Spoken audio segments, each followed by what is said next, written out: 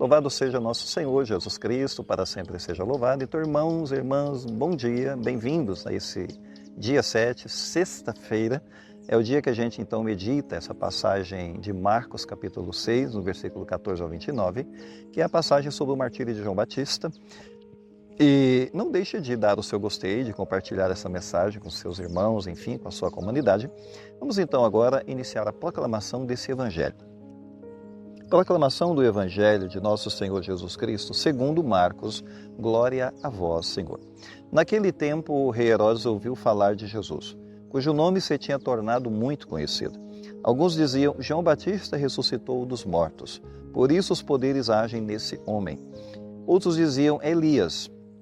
Outros ainda diziam, um profeta como um dos profetas. Ouvindo isso, Herodes disse, ele é João Batista.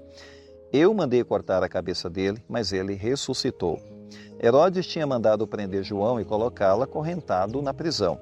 Fez isso por causa de Herodíades, mulher de seu irmão Filipe, com quem se tinha casado.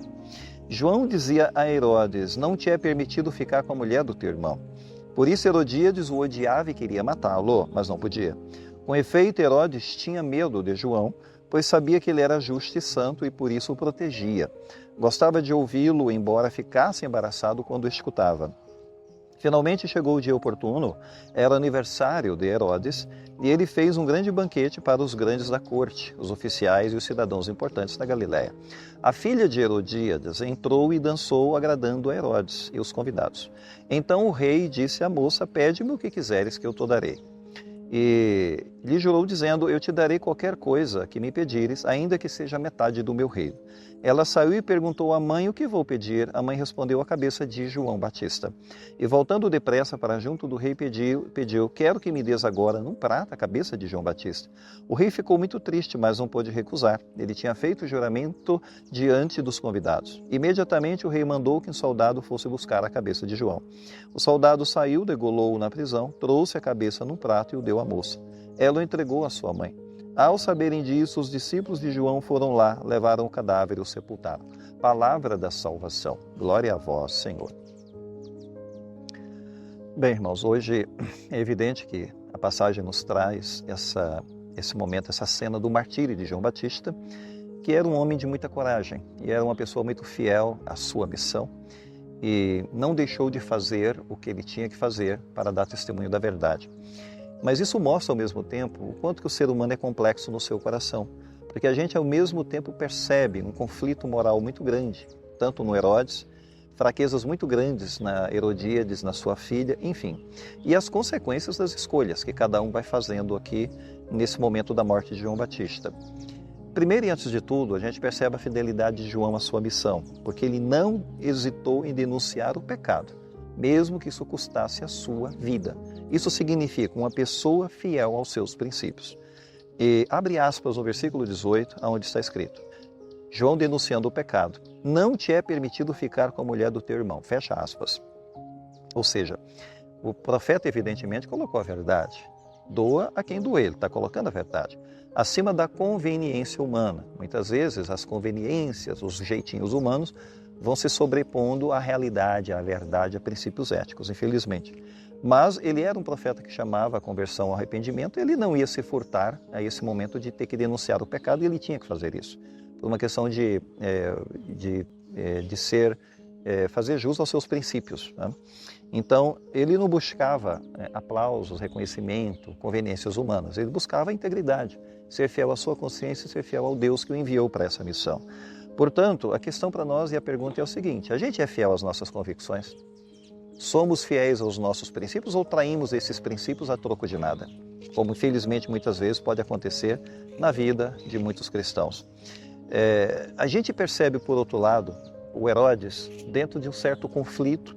Ele tem um conflito moral, ele tem um conflito de consciência, porque ele tem medo, depois ele tem fraqueza, e isso fica oscilando dentro dele. Versículo 20, abre aspas. Ele tinha medo de João, pois sabia que ele era justo e santo. Fecha aspas. Ou seja, ele gostava de ouvi-lo, mesmo que ele ficasse incomodado, né, com essa situação de ouvi-lo, mas ele ao mesmo tempo cedeu à pressão de Herodíades.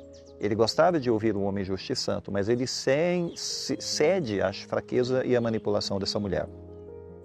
Bom, ele simboliza, na verdade, o Herodes simboliza para nós, aquelas pessoas que vivem num drama humano.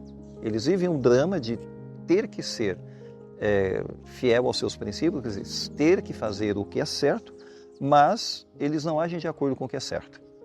O drama humano é justamente isso, né? A pessoa sabe o que ela tem que fazer, mas ela acaba traindo os seus princípios. Então, a fraqueza prevalece e toma uma decisão trágica, porque é a decisão que ele vai tomar de matar João.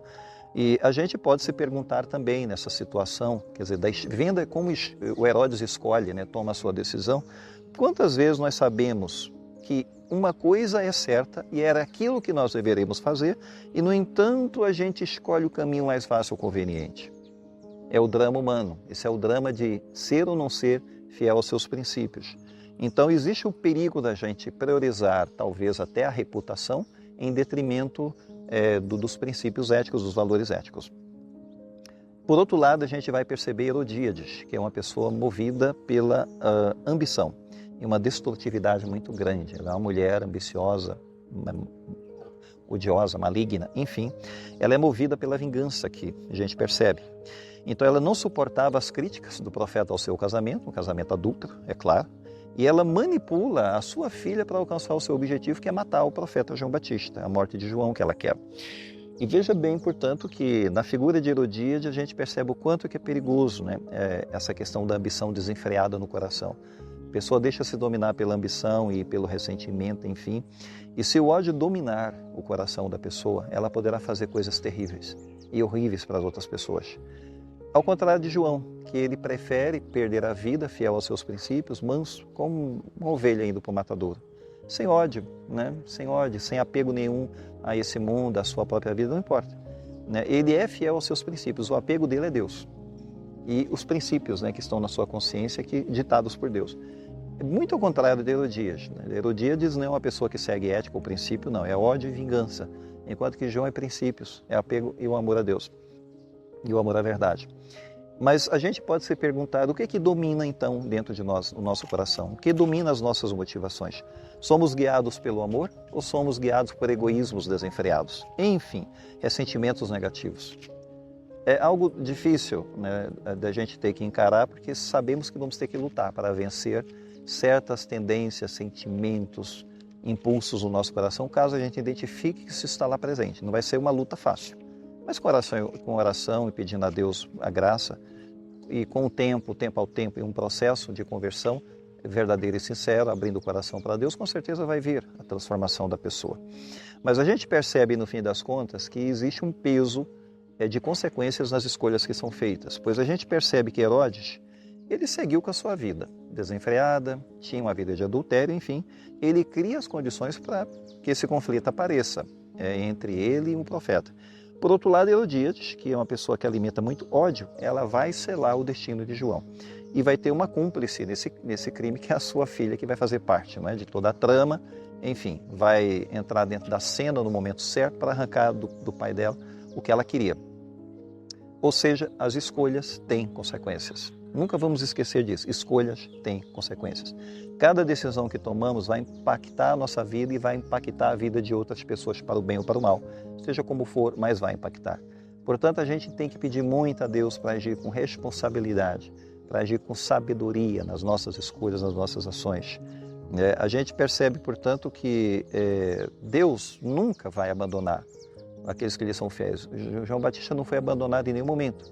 Foi apenas o momento do chamado final, o martírio dele, que era a vontade de Deus que ele desse esse testemunho, porque é um chamado de Deus especial, né? Mas, ao mesmo tempo, ele confiou em Deus.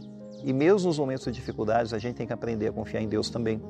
Porque o nosso mundo é muito instável, o nosso mundo tem muita coisa ruim, tem muito mal desse mundo.